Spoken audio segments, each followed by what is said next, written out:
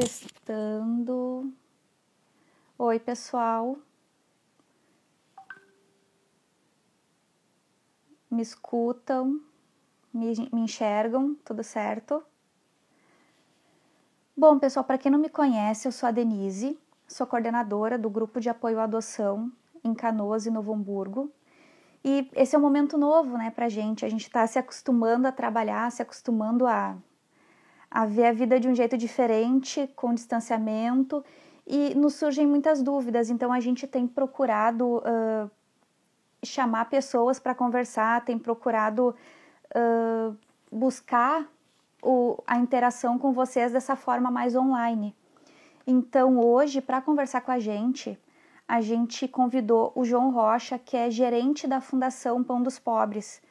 A gente vai conversar com ele hoje e aí a gente vai poder tirar algumas dúvidas que a gente vem tendo ao longo das lives que a gente vem fazendo e também saber como que está acontecendo, como que está sendo esse trabalho em meio a essa pandemia, né? E sendo que é um trabalho muito ao vivo, muito pessoa a pessoa, é diferente para eles. Algumas profissões são mais fáceis para trabalhar com distanciamento, mas tem algumas que é difícil e a gente tem algumas dúvidas e talvez hoje ele consiga nos ajudar a tirar algumas dúvidas. Deixa eu chamar ele aqui. Vocês me escutam? Chamar, peraí.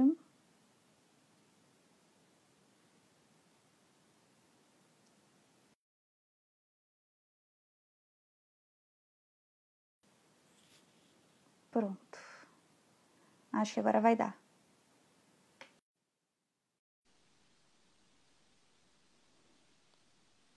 Aguardando, acho que vai dar. João? Olá, tudo bem? Oi, tudo bem? Tu me escuta bem?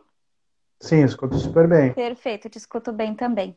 Então, estava conversando aqui com o pessoal dizendo que é um momento novo e a gente está aprendendo aí a trabalhar, né, de forma mais digital, de forma mais online. E tem algumas profissões que não tem como, que o teu caso é um desses, tu trabalha com acolhimento institucional. Então, a grande dúvida que surgiu é como que tu está conseguindo trabalhar nesse novo modelo, tendo que fazer esse distanciamento. E a primeira coisa que eu vou te pedir, na verdade, é que você se apresente e diga para o pessoal, então, quem você é, por favor. Certo, então. Bom, muito obrigado pelo convite, né, a Elo e a todos ali, os parceiros, o Peterson, a Casta, assim por diante. Eu vi que tem alguns colegas do Pão aqui junto, a Renata, assim por diante. Então, o Pão dos Pobres, ele é uma organização da sociedade civil, né, que atende crianças e adolescentes. Este ano a gente está completando 125 anos de existência. Então, o Pão, ele nasce lá num cenário de guerra. E se a gente olhar hoje, a gente está num cenário assim de pandemia, que é um cenário também de calamidade. Então, o Pão ele teve a origem lá em 1895 para atender os órfãos da Revolução Federalista. Então, onde nós estamos localizados hoje em Porto Alegre, na Cidade Baixa, era o interior da cidade, hoje é o centro da cidade. E naquela época, as viúvas, né, dos homens que iam para a guerra e as crianças andavam perambulando pelas ruas. Foi construída uma casinha para amparar essas viúvas e esses órfãos. Então, a gente está tratando lá de 1895, muito tempo atrás. E hoje o Pão ele é uma fundação de direito privado, tem vários serviços na área do atendimento da criança e do adolescente. E um dos serviços é o acolhimento institucional. O acolhimento, é regido por toda a legislação, pelo estatuto, pelas orientações técnicas, como o acolhimento de grande porte de abrigagem. Então, nós temos 6 casas de acolhimento institucional, e esse momento, claro, de pandemia, a gente está vivendo numa dimensão mais complexa do que já é o complexo do acolhimento. Porque quando a gente fala de acolhimento institucional, a gente está falando de uma política pública de alta complexidade, onde as crianças que residem, né, na instituição, por uma decisão judicial, são crianças que sofreram violações das mais complexas. E por um juiz determinar que uma criança seja afastada da sua família ou da sua comunidade é porque é algo muito grave. Então, mais ou menos em linhas gerais, assim, apresentando o pão, além do acolhimento institucional, nós trabalhamos com serviço de convivência e fortalecimento de vínculos e também cursos de aprendizagem profissional. O pão, ao todo, ele atende diariamente 1.400 crianças e adolescentes. Então, do acolhimento institucional, que são 6 unidades, 4 dentro da sede do Pão na Rua da República e 2 unidades com casas externas. E os cursos, daí tem curso de gastronomia, padaria, mecânica, enfim, e muitos dos adolescentes acima de 14 anos que estão no acolhimento fazem parte também dos cursos ali profissionalizantes. Acaba sendo interdisciplinar, acabam tendo acesso a outros serviços também. Sim, exato. Claro, não só do acolhimento, a gente acaba atendendo a comunidade como um todo, sempre nessa premissa de crianças e adolescentes em situação de vulnerabilidade, mas nessa perspectiva do empoderamento e das relações comunitárias, do fortalecimento de vínculos. E como vocês estão fazendo agora, nesse período de distanciamento, nesse período de isolamento, como vocês estão fazendo vamos ali para o viés do acolhimento institucional, como vocês estão fazendo com os cuidadores, porque são funcionários, então, como está sendo o cuidado, o que vocês estão precisando refazer ou tendo que mudar na rotina de vocês para ter um cuidado maior com esses adolescentes, com essas crianças que estão acolhidos? Sim, sim. Bom, o pão é um grande complexo, né? Além do acolhimento institucional, como eu dizia, tem esses outros serviços. Então, nós somos em 230 colaboradores direto, dia a dia, e mais um grupo de voluntários, mais ou menos uns 50 voluntários que também atuam diretamente. Quando foi deflagrada a situação de pandemia e saíram os decretos municipais, o decreto estadual, depois recomendações do Ministério Público, Judiciário, assim por diante, o Pão ele montou 2 comitês, um comitê diretivo e um comitê operacional, que ambos se conectam no dia a dia para as tomadas de decisões.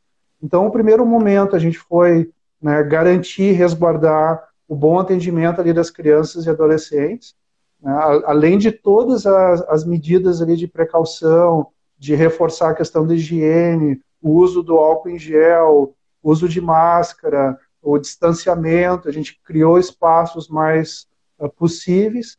Nós trabalhamos também com as equipes técnicas, dentro do possível, em home office, então os assistentes sociais, os psicólogos, as equipes de coordenação, os demais serviços que eu citava antes, que é o serviço de convivência e fortalecimento de vínculos, que é o turno inverso ao escolar, e os cursos profissionalizantes, a gente suspendeu as atividades diretas e ficamos trabalhando a questão de plantão, para oferecer cesta básica, atendimento psicológico, os encaminhamentos ali junto com a FASC, com os CRAS e os CREAS de cada região, e o acolhimento institucional mais propriamente dito, que a gente tem um grupo bem significativo, né, de profissionais, são 114 profissionais trabalhando diretamente no acolhimento.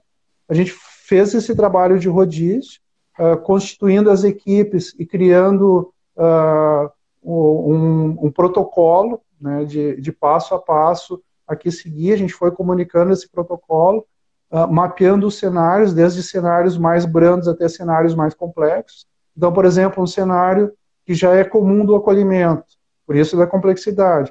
Nós temos muitos adolescentes que, como dizia, sofreram muitas violações, alguns casos vinculados com situações de violência doméstica, usuários de substância psicoativa, situações que os adolescentes muitas vezes evadem e voltam, situações que às vezes têm conflito com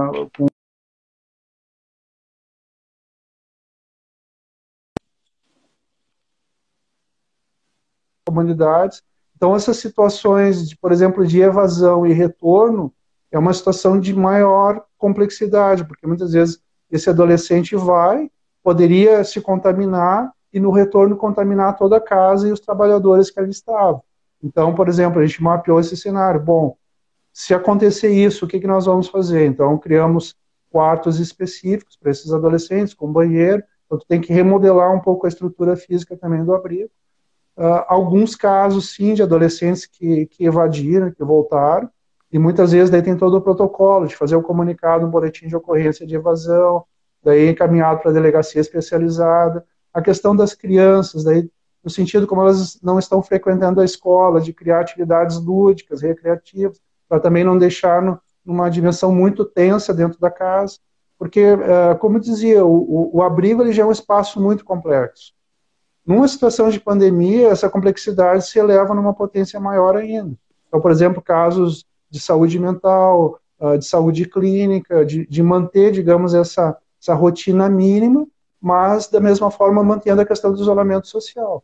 É tudo muito novo, né? Então a gente está tendo que se adequar a uma situação que, na verdade, nem, não havia um protocolo antes, então é tudo Sim, muito novo. Se o pessoal tiver alguma pergunta e quiser fazer, pode ir fazendo, que a gente vai anotando e depois a gente faz a pergunta no final também. sim. Nesse momento de pandemia, de isolamento, tá tendo alguma aproximação de adoção ou vocês estancaram os processos ou tá tendo com algum tipo de cuidado? Sim, com as equipes técnicas, e aqui eu também quero externar o meu agradecimento, viu, porque as nossas equipes, assim, são equipes, além de ser muito competentes tecnicamente, tem uma amorosidade no cuidado das crianças, nas relações entre os próprios profissionais, um respeito mútuo muito grande, e isso a gente vê que no momento de calamidade, aonde aqueles profissionais, eles sobressaem da dimensão da humaneza do ser, que vai para além da dimensão técnica. Eu acho que isso é algo que é importante a gente ressaltar, que no dia a dia, muitas vezes, a gente observa os trabalhadores muito mais uma questão, às vezes, muito mais técnica, dos PIAs, dos encaminhamentos dos ofícios, assim por diante, mas ressalta cada vez mais essa dimensão da humaneza. Então, o que a gente pontuou? Todos os casos onde já havia um processo de adoção, a gente manteve. Todos os casos que havia uma aproximação com alguma família se manteve, não se isolou, da mesma forma do apadrinhamento afetivo. Então, esses casos a gente tem mantido, claro, dentro de uma premissa ali de isolamento. Então, por exemplo, se tiver alguma visita, a gente vai manter todos os cuidados ali com a higiene, o reforço de uso de máscara, álcool em gel, distanciamento, assim por diante.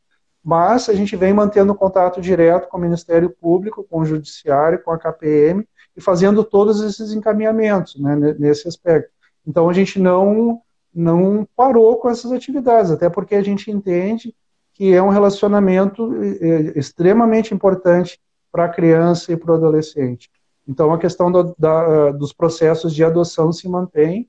Inclusive, nesta semana, a gente encaminhou uma experiência familiar para uma possível adoção.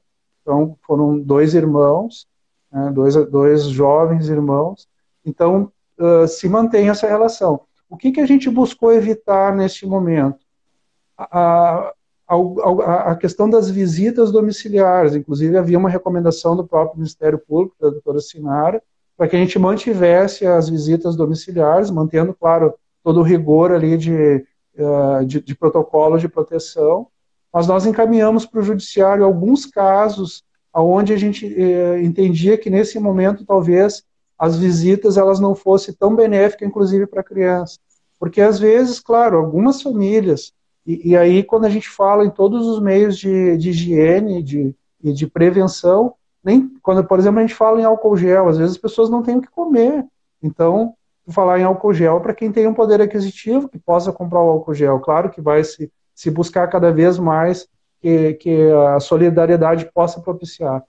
Mas daí tu imagina uma família que muitas vezes não tem essa possibilidade entrando no abrigo e contaminando todo o abrigo, porque também era um processo de cuidado dos trabalhadores. É outro princípio que a gente buscou muito, entender também a fragilidade dos próprios trabalhadores que se deslocam das suas casas, que têm as suas famílias, que têm os seus filhos, e muitas vezes têm moradores idosos juntos consigo ou com algum grupo de risco. Então, esse cuidado com os educadores também nessa dimensão quando se fala das visitas, né? Manter um rigor muito grande do protocolo de isolamento.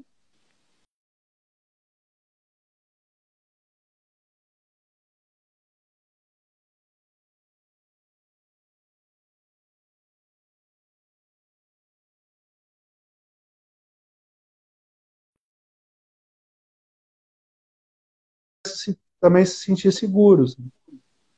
Não sei se tu captou, O tem meu, o uma... meu, o meu tinha travado, mas agora funcionou. Que bom que tu Ah, tá bem. comentou no apadrinhamento, porque seria a outra pergunta. Como a gente tem um projeto do apadrinhamento, alguns Sim, padrinhos ficaram mais receosos nessa parte, vou ver, não vou ver, visito, não visito. E aí muitos quiseram buscar os seus afilhados para ficar durante todo esse período de isolamento nas suas casas. Porque por, por N motivos. E a gente comentou que é bem isso, cada caso é um caso, porque algumas casas estão preparadas para receber esse padrinho e continuar com o atendimento, outras casas vai ter que se reavaliar e talvez tenha que se espaçar um pouco mais as visitas, outras talvez não tenham que ter visitas, porque daqui a pouco o próprio padrinho é do grupo de risco, então não é interessante que ele se exponha para ir ver o afilhado daqui a pouco. Teve madrinhas que, uma ideia bem legal, que teve madrinhas que mandaram cartas para os seus afilhados. Então, talvez tentar, né, fazer uma outra forma. Quer visitar, visita o afilhado, mas tem uma outra forma também da gente poder ver o afilhado, tem uma outra forma da gente poder mostrar o carinho, mostrar o amor, sem estar lá presente também. Isso foi uma coisa que apareceu e a gente foi legal de externar agora. O sim. apadrinhamento, vocês têm eles. Então vocês estão com ele ativo, não encerrou o apadrinhamento, vocês estão trabalhando caso a caso, é isso? Isso, esse protocolo que te comentava foi avaliado caso a caso. Claro, sempre uma comunicação muito transparente e assertiva com cada um dos padrinhos, até para também não ficar com aquela angústia. Alguns casos, claro, sempre por uma decisão judicial de poder externar, digamos, essa visita com o padrinho estender. Outros casos de alguma visita mais distanciada, até para não ter uma aglomeração, porque quando eu falava de visitas antes, por exemplo, cada uma das nossas casas tem 20 crianças e adolescentes acolhidos por casa. Se todos resolverem visitar no mesmo período, tu tem um grupo muito grande de pessoas circulando no ambiente. Então a gente procurou justamente, quando se fala em evitar, fazer um distanciamento maior, até pela questão do espaço físico. E com os padrinhos da mesma forma, né? Por isso que, mais uma vez, eu trago elogio às equipes técnicas, assim, os psicólogos, assistentes sociais, os coordenadores de cada casa, que foram entrando em contato com os padrinhos, explicando a situação, verificando aquela possibilidade da criança ou do adolescente estarem junto com os padrinhos na casa dos padrinhos, permanecer, ou aqueles casos de visita, que tivesse uma visita, como eu dizia, cada caso, mas alguns mais espaçados, outros mais próximos. Essa comunicação por carta, porque a questão do celular também, para não ter muita exposição, a gente tenta evitar ao máximo, mas de repente um carinho assim por carta. Agora na Páscoa foi algo também fantástico, porque chegou uma semana antes da Páscoa, diante de tantas situações, a gente acabou nem pensando muito o que fazer na Páscoa, e as crianças perguntavam, e os nossos chocolates ou docinhos de Páscoa? E a gente se olhou e disse assim, bom, a gente não recebeu nada. Daí alguns coordenadores começaram a sugerir, vamos pegar umas bolachinhas e rechear com chocolate, pelo menos para entregar. E praticamente assim, na véspera da Páscoa, a gente começou a receber pessoas querendo fazer doações, entregas de mimos, de chocolate. A própria FASC também fez uma doação fantástica assim, de ovos de chocolate por meio ali do Banco Sociais de Alimentos. Então, o que eu quero dizer com isso? Que, além do apadrinhamento, tem esse carinho que as crianças se sentem acolhidas, né? Agora à tarde, eles estavam ali no pátio praticando algumas atividades esportivas, os educadores também fazendo atividades com eles, mas para dizer que o apadrinhamento é extremamente importante, porque a gente entende que essa relação com os padrinhos ela é muito, muito saudável para as crianças, analisando cada um dos casos, alguns casos que as crianças foram, outros que ficaram no abrigo, e a Páscoa também foi um motivo dos padrinhos lembrarem, né, dos seus afilhados. Muito pertinente essa tua fala agora, porque a comunidade em geral acha que quando a criança está acolhida, ela está abandonada, ela está lá esquecida, e na verdade não, existe toda uma equipe técnica que está cuidando dela, que está se preocupando com ela, independente da situação, se é só pela situação do acolhimento em si, ou se é pela situação de alguma data festiva, e que a gente precisa desse carinho também.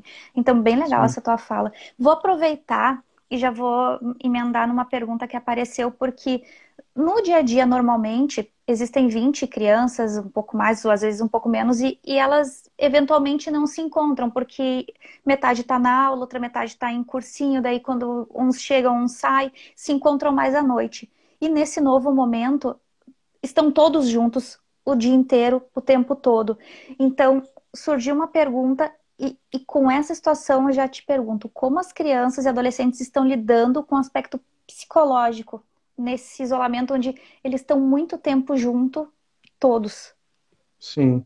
Bom, isso, seja num abrigo, seja numa família, as relações humanas, elas sempre se elevam ou se acomodam dependendo da situação dos quais a gente vai vivendo, né? Então, como eu dizia, o abrigo ele se transforma numa grande família de laços que não são sanguíneos. Então, você imagina dentro de uma casa, tu tem 20 crianças e adolescentes de diversas faixas etárias, de diversas situações das suas vivências, com mais um grupo também de educadores que também trazem a sua bagagem emocional. E claro que ao longo das atividades normais do dia a dia, sem num momento agora de pandemia, a casa ela é muito movimentada, porque eles saem para a escola, eles saem para atividades esportivas, os adolescentes vão fazer cursos, e praticamente vão se encontrar lá praticamente somente à noite. E muitas vezes no final de semana daí tem as experiências familiares, ou com os padrinhos e assim por diante. Nesse momento de maior isolamento, né, claro que as tensões elas se elevam, isso sem sombra de dúvida, porque tu tem um espaço que ele é também em algum momento disputado, por exemplo, uma sala de informática, tu vai ter que em algum momento conciliar atividades para aqueles adolescentes que estão na escola, possam fazer suas atividades, algumas que são online e outras que precisam reforçar a questão do estudo, mas você também tem que propiciar para aquelas crianças um espaço lúdico. Então, as relações, elas vivem numa cenóide, às vezes numa gangorrinha. Momentos de muita tranquilidade, alguns momentos de maior tensão. E aí a questão, por exemplo, como reforça a questão da equipe técnica, a importância da equipe técnica já conhecer também o manejo de cada uma das crianças, numa relação muito direta com os educadores, né?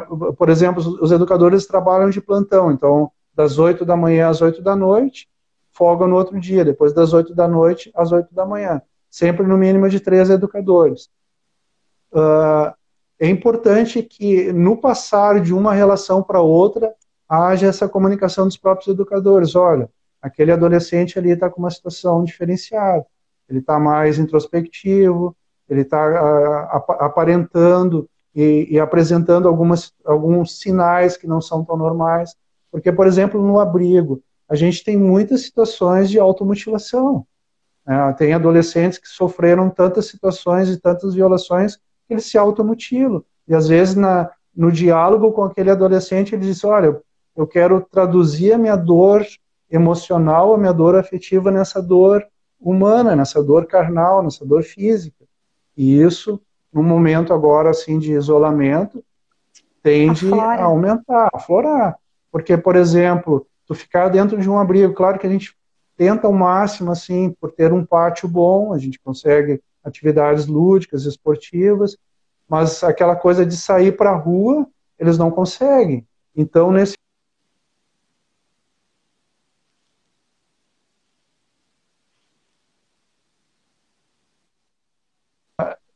ter esse cuidado, por isso que eu digo que as equipes técnicas, elas estão trabalhando no home office naquilo que é burocrático, a construção dos PIAs, da entrega dos ofícios.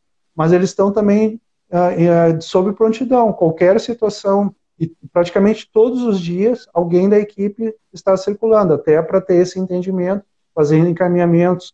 Hoje mesmo, por exemplo, hoje é sexta-feira, a gente estava há 4 dias com um adolescente com uma situação psíquica muito grave, numa unidade básica de saúde, aguardando uma internação psiquiátrica. Então, isso se prolifera, assim, nesse momento. E muitos perguntam, quando é que eu vou sair? Porque para nós adultos, que muitas vezes já temos uma consciência dessa situação de isolamento, já é difícil, né? Para uma criança, para um adolescente que às vezes não tem essa consciência, porque um outro detalhe. Quando a gente fala, vamos manter a distância de um de outro, se a gente conhece a residência dessas crianças, muitas vezes num espaço de 2 por 2, ficam 6, 7 pessoas. Então, essa É relação para ele inviável.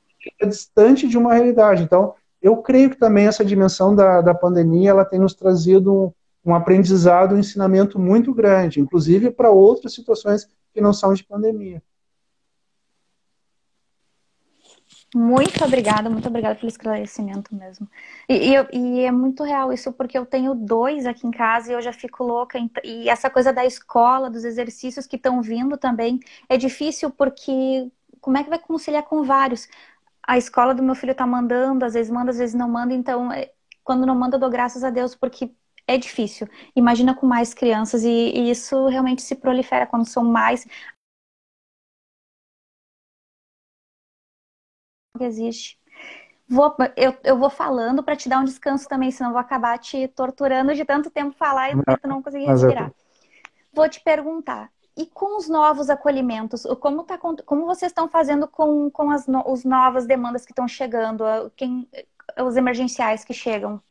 sim. E isso que tu traz é extremamente importante, né? Porque, por exemplo, a gente tem, como eu dizia, uma equipe de profissionais do CEP, que é o Centro de Educação Profissional. E é uma equipe também extremamente assim, entusiasmada com o trabalho, porque é um processo de empoderamento da própria adolescente para o mercado e para o mundo do trabalho, certo? Por que eu faço essa referência? Porque muitos dos jovens, e no momento agora de isolamento, de pandemia, de todas as situações que também que envolvem a dimensão do poder aquisitivo das pessoas, do poder financeiro, quem mais sofre é aqueles que já vinham sofrendo e criam um potencial maior de sofrimento. Então, o que a gente tem percebido?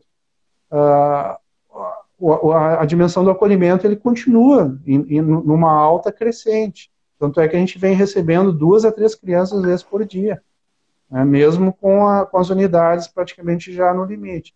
Então, essa relação entre os abrigos de Porto Alegre, a gente tem um fórum, que é o Fórum do Acolhimento Institucional, que é o chamado FAI, onde todas as instituições, além do Pão dos Pobres, Abrigo João Paulo II, Calabria, Ação Social Aliança, assim por diante, OSIPOM, instituições outras, né, que executam a questão do acolhimento. Essa relação dos dirigentes, mas também da relação dos profissionais, das equipes técnicas, ela tem que ser muito atuante.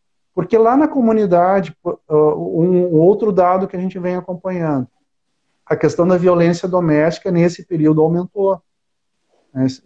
Aumentou muito a violência, sobretudo contra a mulher e assim por diante. Contra as crianças também, essas violações elas têm aumentado. Os casos que chegam via Conselho Tutelar, Ministério Público, assim por diante, têm vindo para o acolhimento e para os abrigos. O que acontece?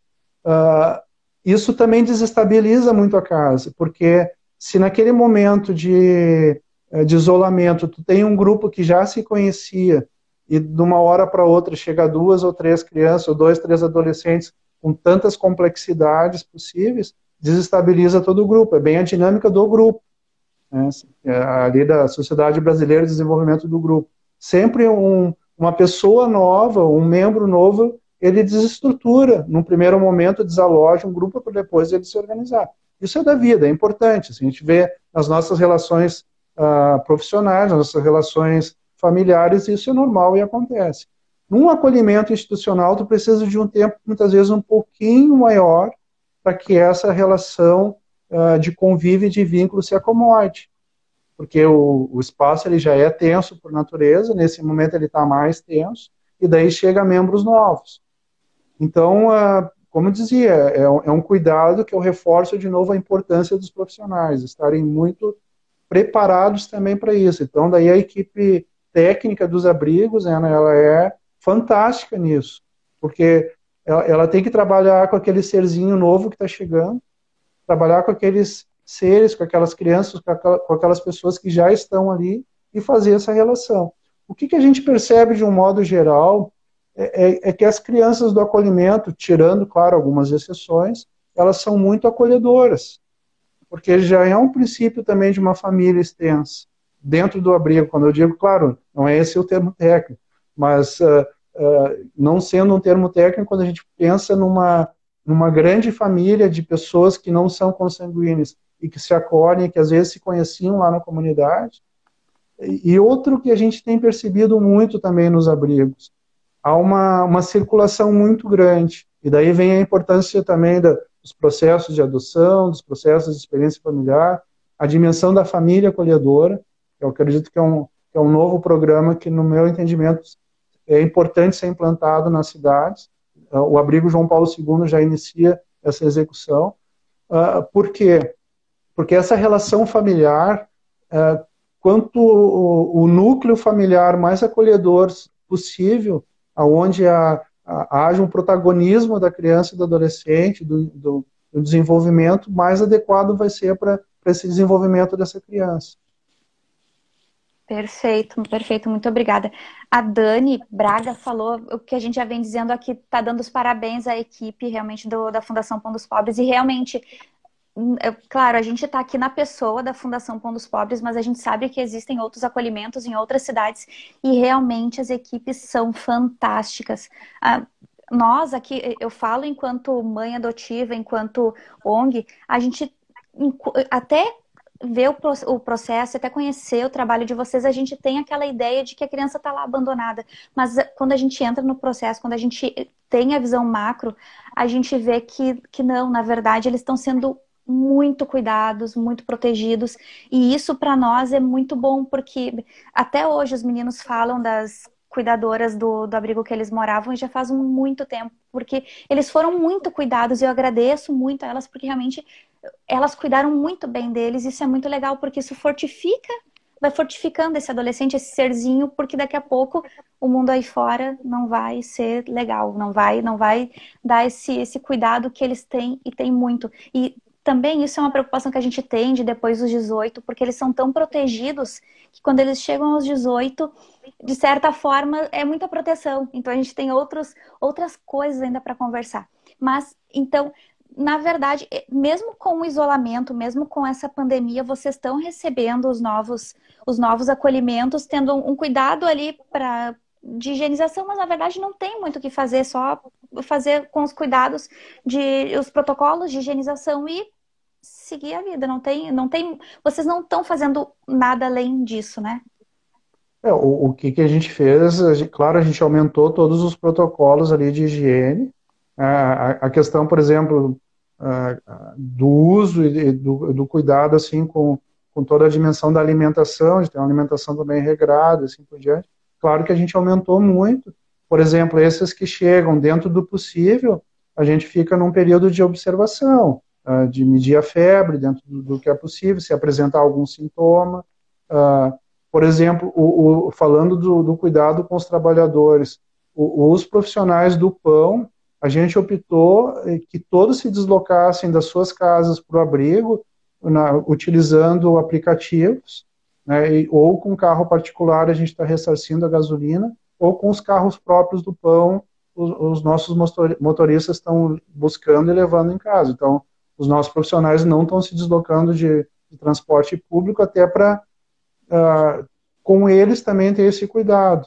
Então, esse é um protocolo que não existia antes, porque antes o pessoal se deslocava de transporte público, tinha um horário fixo. A gente está abonando todos os pontos, então ninguém está cumprindo, digamos, aquele horário restrito de trabalho. É uma flexibilização de horário, até para não ter muita dimensão do pico ali de deslocamento. Com as crianças, por exemplo, essas que chegam novas, sim, um cuidado maior, porque daí, como ele está chegando novo, e aquilo que eu comentava, em cada casa tem um livro que é um prontuário, que é onde os educadores escrevem, né, na partilha dos plantões o que aconteceu. Se alguma criança, enfim, tiver com algum sintoma maior, sobretudo os que estão chegando, aqueles casos que eu comentava antes, dos que evadem e voltam, a gente toma essas medidas de cuidado maior. Essa questão também de não ficar muito dentro da casa. Felizmente o pão é privilegiado porque tem um pátio grande. E as casas externas também têm praças próximas, onde a gente, claro, cuidando para eles não saírem e ter contato com o público em geral, da dimensão do afastamento, mas propiciar esses momentos assim mais ao ar livre. Os profissionais estão usando máscara, e daí, claro, A máscara, a gente sabe que é de proteção, mas todo mundo que vê com máscara, vamos pegar antes da pandemia.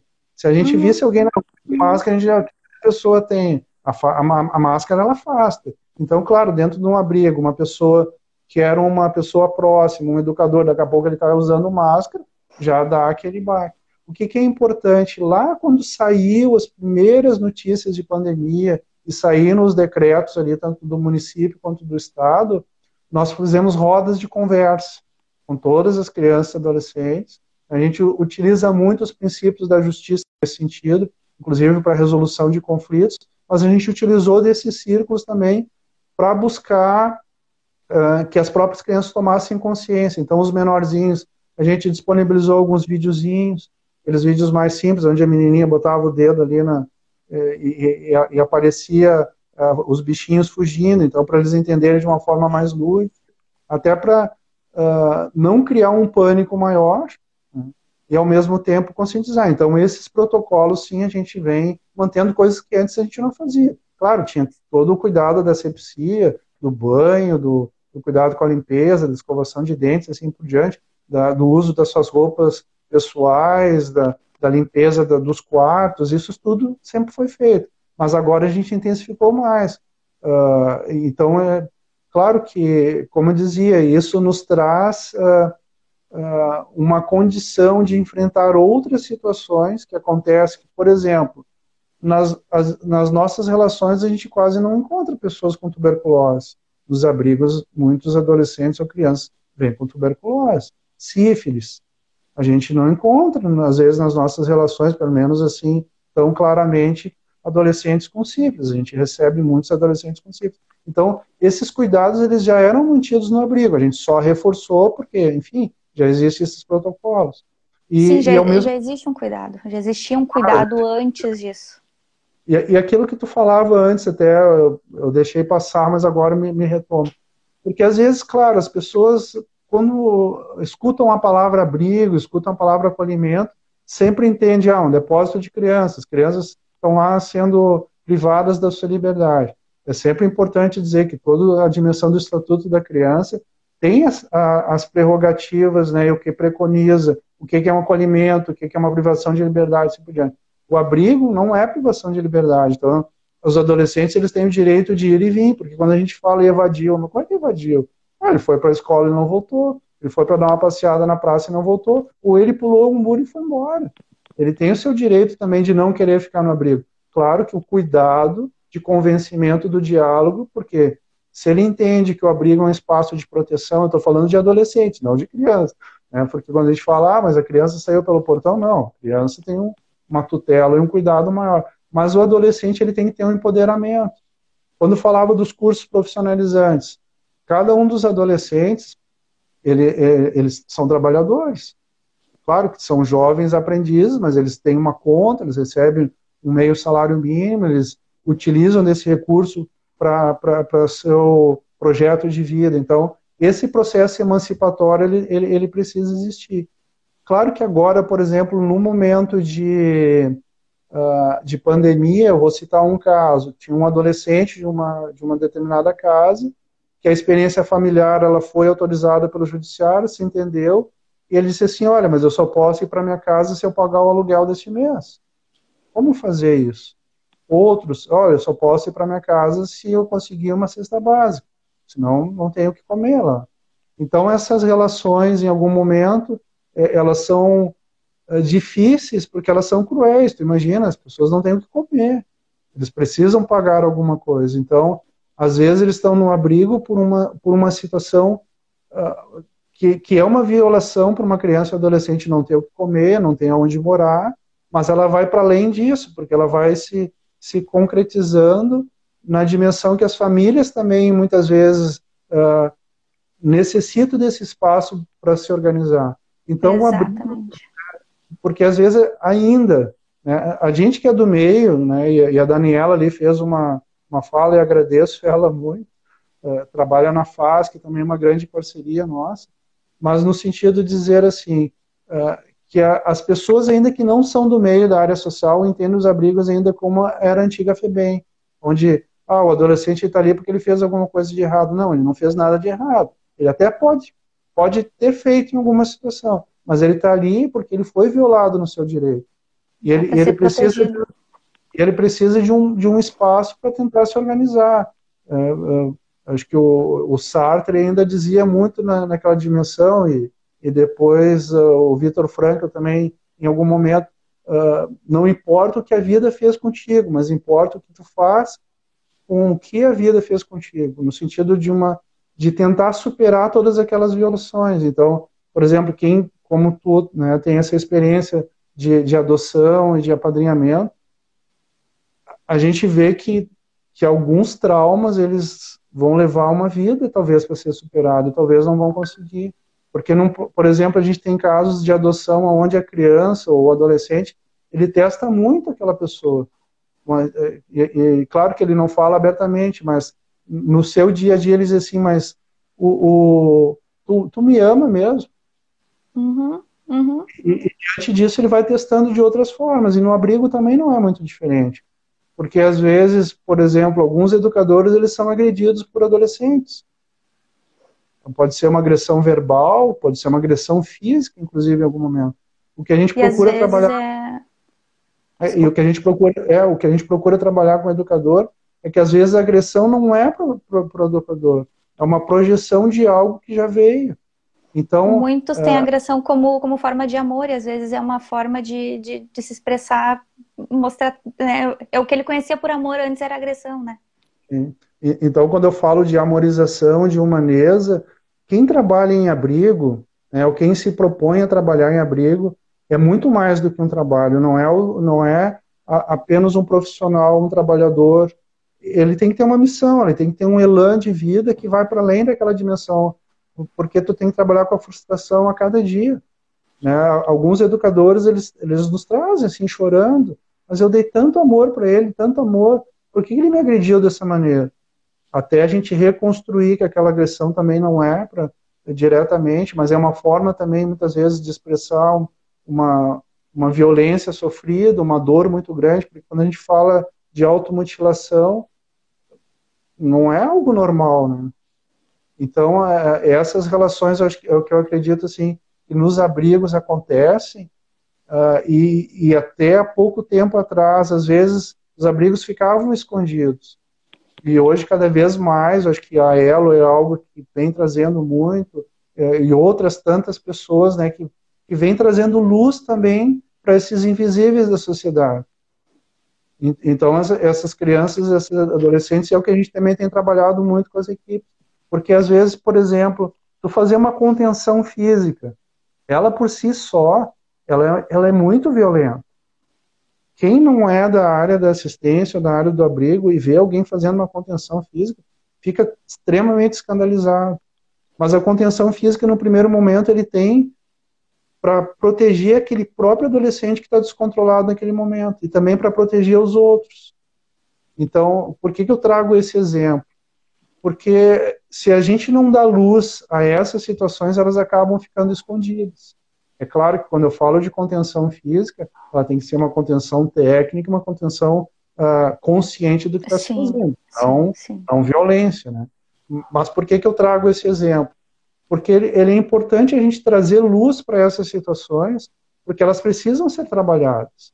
Então, por exemplo, quando tem um processo de apadrinhamento, um processo de adoção, aquele padrinho ele tem que atender a necessidade da criança, não a sua. Porque se for a sua, ele vai se frustrar, como aquele educador, como eu dizia, que deu tanto amor e do nada ele recebeu, sei lá, uma ofensa verbal ou uma ofensa física. João, muito obrigada por essa aula, muito obrigada por esse momento que a gente teve hoje, porque realmente nos esclareceu, tomara, né, que tenham pessoas aqui que conseguiram aproveitar como eu aproveitei, como tenho certeza que outras pessoas aproveitaram também esse nosso momento. Te dizer que estou realmente muito feliz em te ter aqui conosco nesse dia de hoje, porque a gente sabe que foi um dia diferente para vocês, que tem acontecido coisas, não só no dia a dia do acolhimento, mas também em relação a documentos, em relação à prefeitura, que essa semana foi uma semana típica e todas as associações, as OCIPs, sofrendo nessa semana com essas novas resoluções da prefeitura. Então, muito obrigada e que realmente essa equipe que trabalha com acolhimento, ela é diferenciada, ela realmente é diferenciada, merece muito, muito nosso obrigado, merece os nossos parabéns, merece o nosso vai com força, porque é realmente um trabalho diferenciado. E dizer que a gente está com vocês. A gente está com vocês, a gente trabalha, a gente está aqui do outro lado também, enquanto pai, mãe, enquanto sociedade, enquanto ONG, mas a gente quer sempre estar com vocês porque a gente sabe o quanto o trabalho de vocês é importante, diferencial para nós, porque daqui a pouco, por mais que eu não tenha a pretensão de adotar, por mais que eu não tenha a pretensão de ser voluntária, é meu interesse, sim, que aquele cidadão saia do acolhimento e seja um jovem melhor, seja um adulto melhor e que não vire mais um jovem da rua. Então, é interessante para nós valorizar o trabalho de vocês, manter e enaltecer e exaltar. E te cansei de falar, o nosso tempo acabou, porque na verdade, né, hoje já foi muito bom de conseguir que tu estivesse com a gente. Muito obrigada, quero te dizer que nós estamos de portas abertas sempre que você quiser trocar com a gente. E agora a gente está aproveitando e está fazendo dessa forma online, mas a nossa ideia mesmo era sempre estar junto, conversando e trocando ideias. Mas muito obrigada por estar com a gente e muito obrigada mesmo. Não tenho muito o que dizer porque realmente foi muito bom, foi uma aula. Muito obrigado, e eu reforço esse trabalho de equipe, né? Eu acredito que todos os trabalhadores do pão, assim, são pessoas incansáveis, pessoas, assim, que realmente buscam, além de expressar o seu fazer profissional, são pessoas que realmente estão comprometidas com uma sociedade melhor, de ressignificação de vidas. Eu acredito que algumas palavras, elas têm um conceito muito forte, né? Para mim, uma palavra que é muito forte é a dimensão da alteridade, que é reconhecer o outro como o outro. E eu vejo, assim, esse trabalho de equipe dos educadores, dos técnicos, do pessoal da higienização, da cozinha, são pessoas realmente incansáveis. Então, todo o trabalho que se faz no pão é um trabalho realmente de equipe, e eu te agradeço muito a oportunidade, né, a Elo, por esse espaço, e o pão está de portas abertas. Eu acredito que todos aqueles que participaram aqui, que já conhecem o nosso trabalho, continuem nos apoiando, aqueles que não conhecem, que possam nos visitar, as portas estão abertas depois que passar o isolamento Depois passar. social. E a gente, acho que faz muitas atividades em rede. Eu acredito que fortalecer a rede do acolhimento institucional, seja os abrigos, as casas-lares, com a questão do apadrinhamento, com a dimensão também da adoção, isso vai cada vez mais trazer luz para esses invisíveis, né, como dizia. Então, muito obrigado, gratidão e muita alteridade. Muito obrigada. Até mais, então. Tchau, pessoal. Podem olhar nas lives. O vídeo vai ficar por 24 horas. Vou tentar salvar, mas talvez não consiga. Mas o vídeo vai ficar por 24 horas ainda no nosso Instagram. Vou tentar encerrar agora e salvar, mas a gente não está conseguindo. A gente tem uma certa dificuldade de mexer aqui. A gente está ainda se adaptando. Tchau, pessoal. Foi muito obrigada. Até mais.